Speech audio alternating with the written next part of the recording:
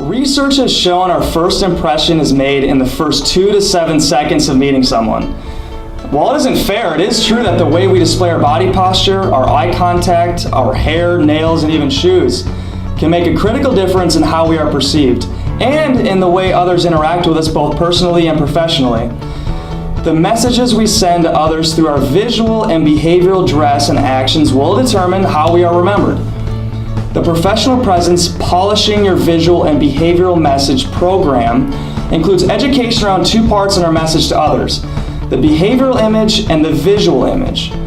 It is important they are congruent in how you come across and the perception others form of you.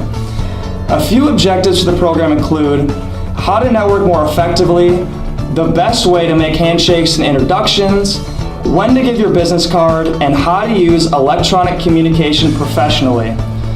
You will also learn the relevance of the message your appearance communicates, how to differentiate between suitable and unsuitable work attire, tips around professional grooming standards, and how to avoid mistakes that sabotage your visual impact.